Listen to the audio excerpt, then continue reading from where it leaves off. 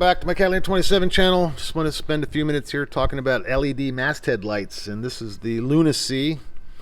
And the website's kind of wonky, but the light itself seems very well made.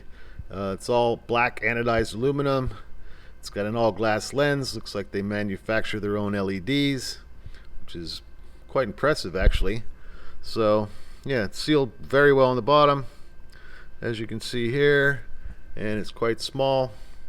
Yeah, it works really well, and it better, because it costs $336 retail. I think I paid $280 for it on eBay. I think I got it on eBay, but anyway. So I know what you're thinking, and settle down. I'm going to tell you why it costs that much and why it's worth it.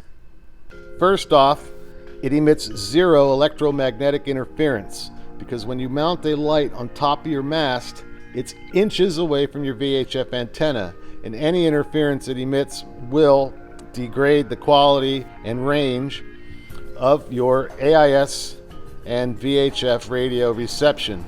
Secondly, and just as important, a masthead light is visible at far greater distances than deck-mounted lights when you're at sea. And thirdly, it draws 1/4 the power of an incandescent bulb, which matters when you're offshore or away from the dock for any length of time. It also has a light sensor which turns on the anchor light when the sun goes down. So the only way to disable that, though, is to turn off the battery switch. But yeah, all in all, that's a good idea, I think. Combine all that with the fact that it's got a strobe function, and you've got yourself a pretty good light. And it's unlikely you're going to be going up the mast to change a bulb anytime soon. As far as wiring it up, it comes with its own pretty high quality 3-pin waterproof connector, and you can run it with either 3 wires, which I did, or 2 wires with a pretty fancy switch. But it shows here 3 switches for the 3-wire configuration, but it's unnecessary. All you need is 2 switches. One will turn on the anchor, turn that one off, turn the other one on. It'll turn on the tricolor. If you turn them both on, then it'll flash. So yeah, I don't get it, why they want to put diodes in there and complicate everything. So I just said nope, I'm just going to run the 2 switches and I've got full functionality. So erase. Okay, it comes with a complete spec sheet with instructions and a mounting template.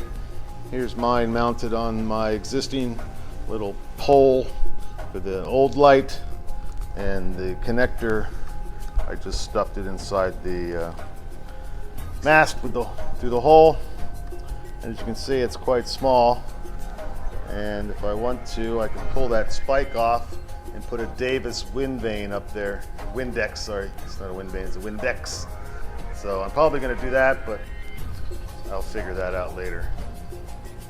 So there you go, $285, big boy boat stuff, but I think it's worth it, and that's all that matters.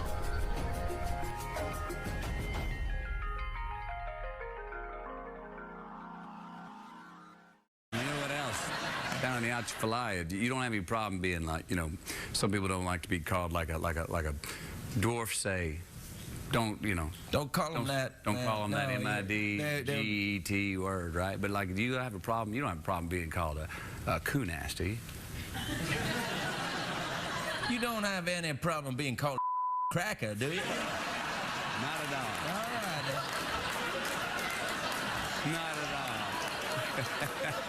Because that's about where we're at, Slim. I'll call you coon-ass, you call me cracker, and we'll be just fine. I think we're going to get along fine. All right. Let's go and blow up a liquor store, buddy. You get them high, I'll get them low. Yeah. All right. It's going to be a long show.